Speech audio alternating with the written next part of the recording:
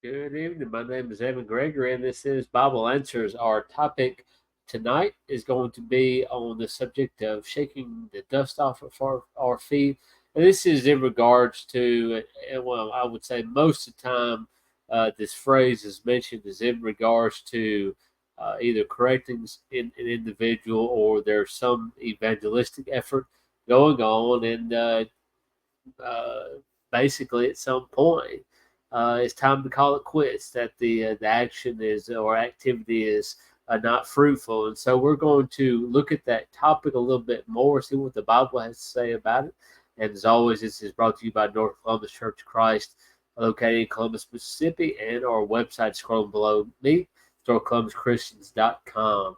So getting right into the lesson here, again, uh, this phrase "shaking the dust off" is mentioned a few times in the Bible, and of course it's mentioned in regards to just people won't hear, they refuse to listen, and comes a point where people just call it quits, and it's time to go look for greener pastures.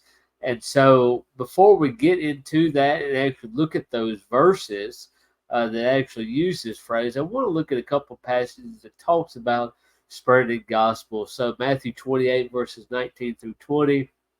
Uh, if you are familiar with the Bible, you know this verse. This is a lot of times called the Great Commission, and this is a commission to the apostles to spread the message. Go therefore, make disciples of all nations, and we see that the apostles did just that. We see not just the apostles; they're all Christians went and spread the word throughout the world, and we see in Colossians 1 and verses 5 through 6 that Paul is saying, hey, this truth of the gospel, it's spread throughout the world, and it's in all of the world. So these people were getting busy. These people were doing what they were told to do, and all of the world is getting to hear the gospel. Also in Acts 24 and verse 5, you see that Paul is getting called out by some Jews, and it says, "For we have found this man a plague, a creator of dissension among the Jews throughout the world, and a ringleader of the sect of the Nazarenes." Notice, a creator of dissension among all the Jews throughout the world.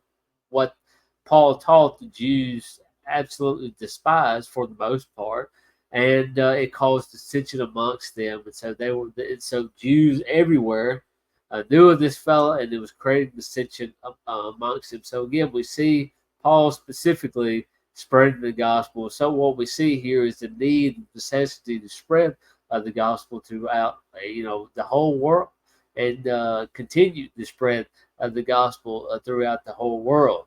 And so we see that they were spreading it. They were not making any distinction amongst individuals. They were spreading it to everybody, but we do know that some reject it, and a lot of people reject it, but it does not hamper Paul and the other apostles' abilities to spread the gospel. In Acts 13 and verses 46, it says that Paul and Barnabas grew bold and said it was necessary that the word of God should be spoken to you first, but since you rejected and judge yourselves unworthy of everlasting life, behold, we turn to the Gentiles. So Paul, Barnabas talking to the Jews, and he says it should be spoken to you first. That the gospel, first of all, came to the Jews, but they rejected for the most part, and so they uh, judged themselves unworthy of everlasting life. It's interesting how Paul phrases this was not God's doing, that God did not force them to make the wrong choice. It was just them and their own actions, that they judged themselves unworthy of this everlasting life. So plenty of folks rejected it. Plenty of folks didn't want anything to do with it. Plenty of folks were out to get the apostles and anybody who was spreading the gospel. And so what we have to be clear is, even though we're looking at some passages that talk about us being careful and being or going about our efforts in the most profitable way, that we should not shy away from teaching the gospel to anybody who may be willing to listen. In Mark 4, verses 3 through 8, we see the parable of the sower. And what we see here, we won't read it, but the sower sowed seed on various different grounds, some not so good ground, some great ground. And the one thing that's interesting about this is the sower sowed seed on ground that you would not typically think would be good ground. I wouldn't spread seed on the wayside or on the stony ground. If I would want to put the seed on in the best of the best and make sure that I'm using the seed in the best way possible, that I'm getting the best bang for my buck, so to speak, for the seed. But what's interesting is the sower, again, he's spreading it on all different types of soil. And what you see later on is that the soil represent different hearts, different individuals, and how they receive the gospel. But what we do see here is that the sower spread it everywhere, even in these undesirable places. So even spreading the word to the people that you would not necessarily think, may not be the best prospects for it. These, maybe finding some people that are a little bit rougher looking or whatever it may be, but they still took the time to try to talk to them. And so what we see here is that we cannot deem someone unreachable by just looking at them or whatever it may be. We have to say something. We have to do something. And then after talking to these individuals, you might say, well, it might be best to move on. These people won't listen or whatever it may be. But some people are going to listen. And so we can't just deem someone unreachable by being silent. There was some phrase going around several years ago that basically, I think it said, basically preach the gospel everywhere, but if necessary, use words. And they were basically saying that you live in such a way that you show the gospel through your way you lived. And of course, I don't disagree with that. But they were almost saying that you don't really need to say anything to get people to convert, and that's simply not the case either. That we have to say something, have to do something to let that be known. But as is the title of our lesson, and what I've already alluded to, there are some times when people refuse to listen, that it's just not worth our time, that it's just best for us to move on. In Matthew 7, verse 6, notice if you begin in Matthew 7, verse 1, he's talking about about judging. Judge not, lest you be judged. That famous verse. And really what he's saying there is don't be hypocritical in your judgment that you are to judge, but be careful of how you do so. And in Matthew 7, verse 6, it says, do not give what is holy to the dogs, nor cast your pearls before swine, lest they trample them under their feet and turn and tear you in pieces. So he says that, what you deem to be holy, what you deem to be of good value, pearls, for example, don't cast them before swine or give these things to the dogs, because they don't value them at all. Rather, they're going to trample these things and turn, and says, and tear you into pieces. That they're not going to regard these things as valuable as you are. And there's a judgment to be made. All right. And it comes to a point where people are, you can see that they just won't listen, that they're not going to hear. They refuse to heed what's being said. And, sometimes it gets to a point where they do fit this situation of being a swine or a dog.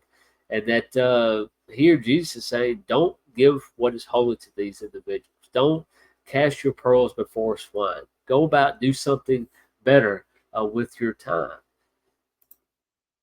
And so in Matthew 10 and Luke 9, we see a couple verses that actually use the phrase, shake off the dust from your feet. And in both of these cases, this is where Jesus is sending out the 12 to go out and preach and teach and to perform miracles.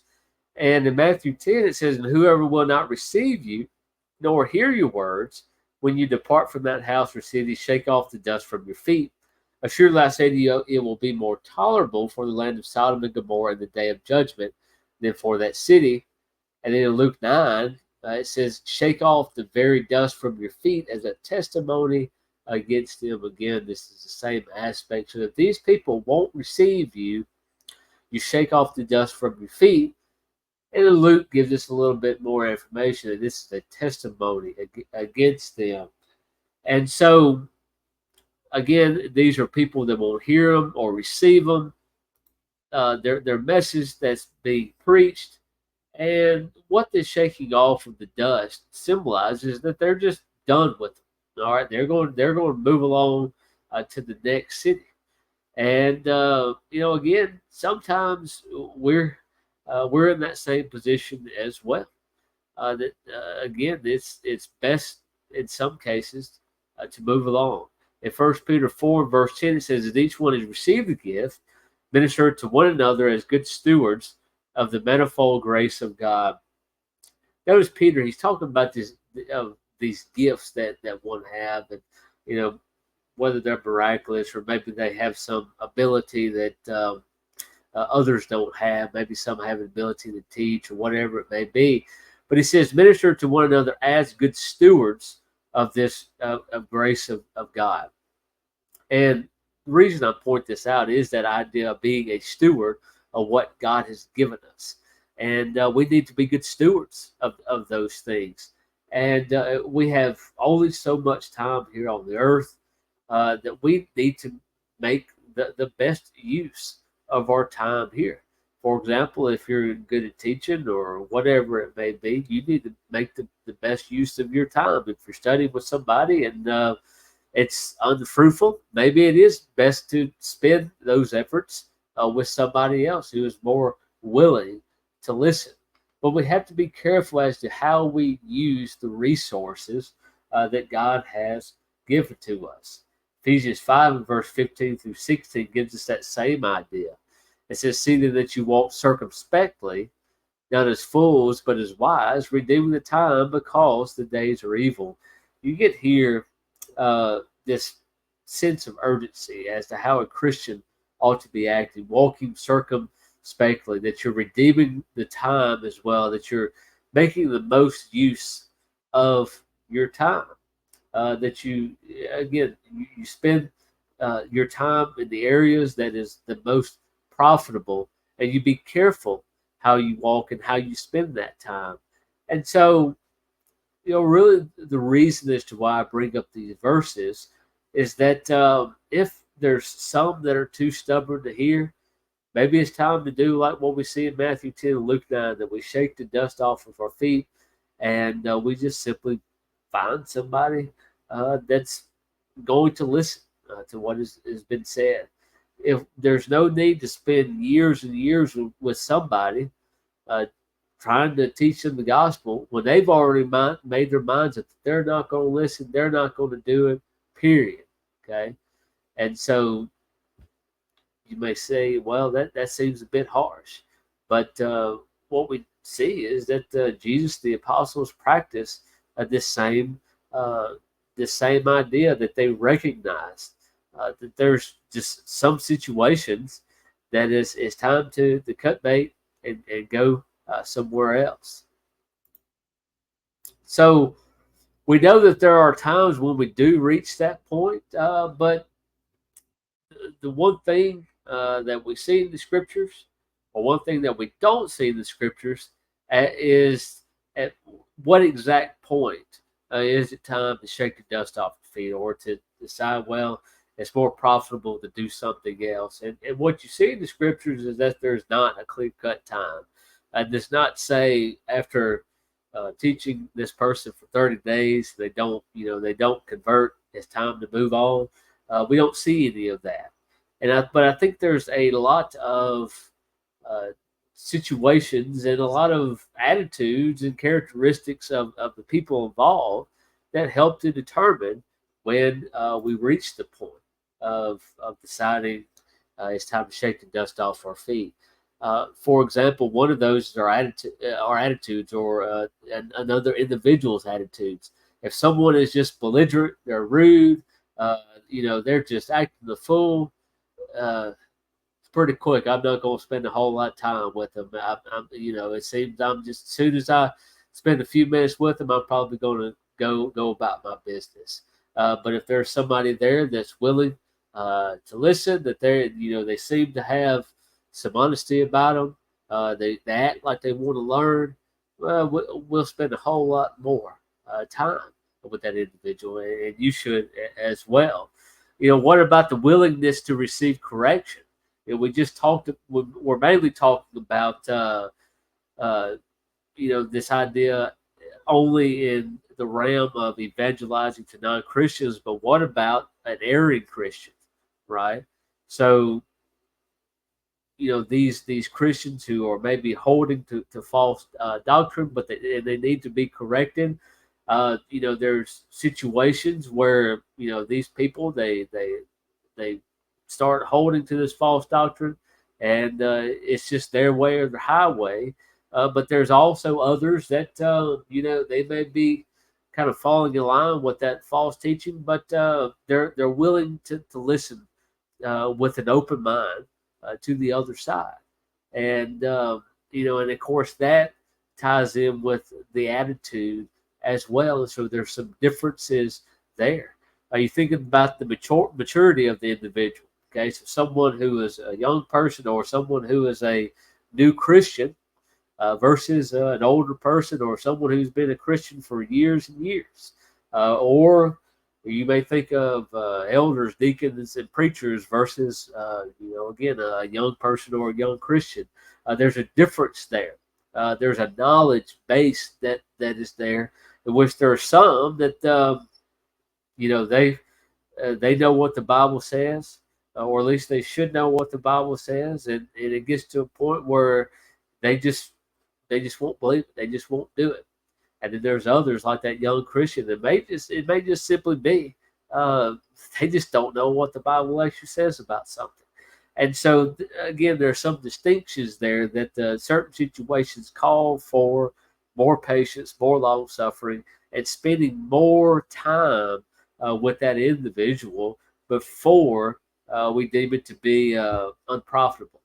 And of course, we see these 3 points, and then the last one is time. The time that we spend with these people. At what point do we break it off? Does it take 3 days, three months, 3 years? I don't know.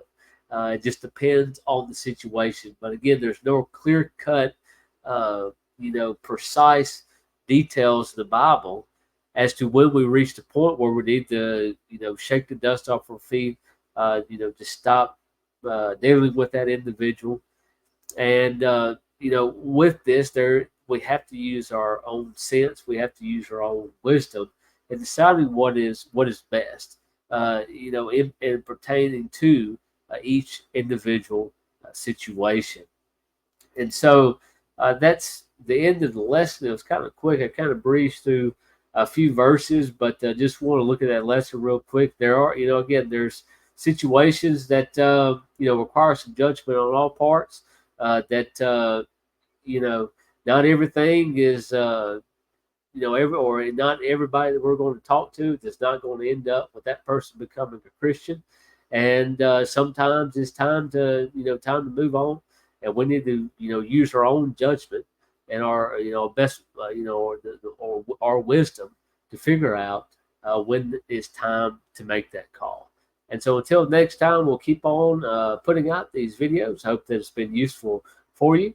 And until the next time, I hope that you all have a good day and a good rest of the week. Thanks.